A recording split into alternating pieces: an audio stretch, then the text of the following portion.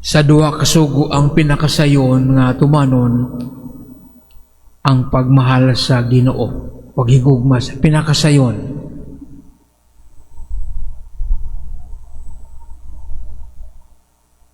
Kuan mo ana mo, tuo mo ana. The easiest part is loving God. The hardest part is loving our neighbor.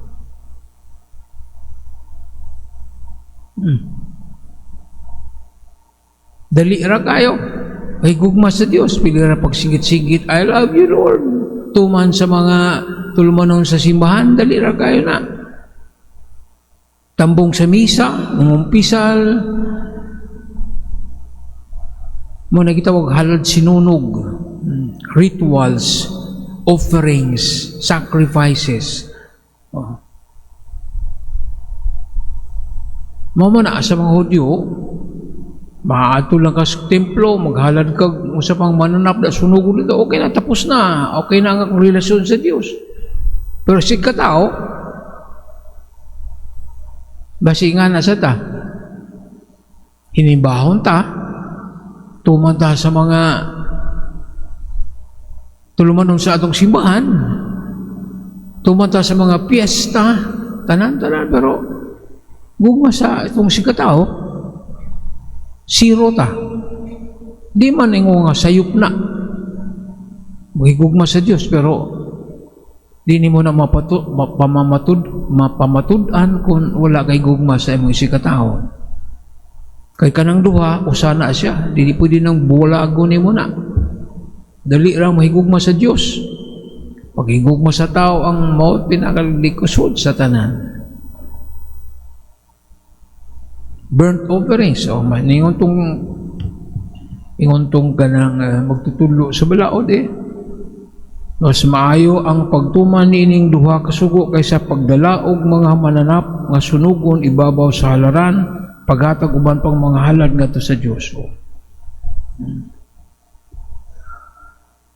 Ningon gani kino, wala ko nang hinanglan sa inyong mga halad sinunog, inyong mga rituals. Ang akong gikinanglan, mercy and compassion.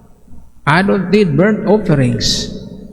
Ang inyong daghang mga rituals, ang akong gikinanglan, gugma, kaluoy ngadto sa imong isikataw. Klaro kayo na. Baka kung malipay sa inyong daghang mga sinunog na mga mananap din na akong kinalan, kaluoy, pagtagad sa inyong sikataw. Klaro kayo na. Kaysa madali kayo ng tumanta sa mga kalihukan, mga piyesta, mga usapan din ng mga selebrasyon, dinagko kayo. Pero pag mahal sa atong sikatao, sa mana, konkrito anak ka nang nasa imong palibot, dili lang ka na imong mga silingan, dili ka ng imong mga ka-brothers, ka-sisters sa mga religious organizations. Concretely ka nang nasa palibot na askalye, bisang gani mga adik, bisang ka na itong mga politicians din na nga wailang himo, sigig away, mga plunderers, we also have to love them. Kaya hindi mo na, higumaan yung mga kaaway. Kaaway sa katilingban, kaaway sa nasod, kanang mga ikasuhan og mga plunders, mga graft and corruption, mahalong gyapon na sila. So sa pa, mga tuon dito, mga gakson, oy, I love you, dili. Pray for them. Kita kay nindot kayo ng mga libakta na kanang magitagaan ng mga warrant o warrant sa ego ra. Kay, di man nagugma. Sama, ampo na ito, magbago siya. Iuli itong iyong dikawat ng bilyon ng mga kwarta. That is how loving. Pray for those who persecute. Pray for those who steal from you. Pray for those who talk about you at the back. Ang gipanglibak ka, gipanghimaraot ka, gidaw-daw ka, you pray for them. Pray for those kanang nasa atong mga nasa kalye, ng mga mandilimos diha, kanang mga Dili lang ta magampo ng atong mga mahal sa kinabuhi. We pray for everybody. Ang neighbors is everybody. Dili lang ka nang nasuod sa ato.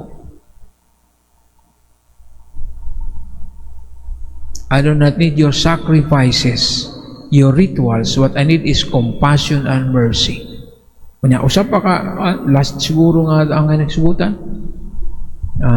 Dili kalayo sa ginarian sa Dios.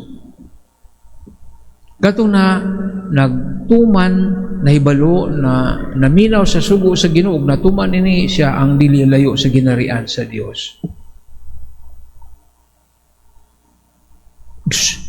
Duol man ko sa simbahan, Father.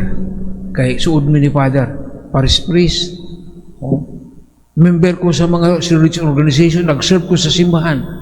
Does it mean, duol ka sa ginarian sa Diyos? Duol ka sa simbahan. Ang ginarian sa Diyos, amot lang. Okay, usahay. Sa iyo pa nga itong pangunauna. Duol ko sa simbahan kay best friend mi ni Father, na ako sa nagservisyo ko, kay lektor ko, lay minister ko. Dool ba ta sa ginarian sa Ginoo? Kung wala ta mutuman sa iyang sugo, di layo ta sa ginarian sa Ginoo. Kaya sahay, ilaro na ito atong kagulingon. Okay, Diyos doon ako, kada adlaw kung simba, mo kulawat, mo kumpisal ko kada simana. Nagservisyo ko, member ko sa religious organization. Fine. Okay man na siya, maayo na siya. Pero, ano na ba tayo pagtagad, kaluoy sa atong isikatao, nasa atong palibot, or tayo pakialam? Lagi na atong pahinamduman, no? Kaya we might delude ourselves of being near to the kingdom of God, kay near ta to the church. The church is not equal to the kingdom of God. Although we can reach the kingdom of God through the church, pero dili na siya pareho. Manindog kita,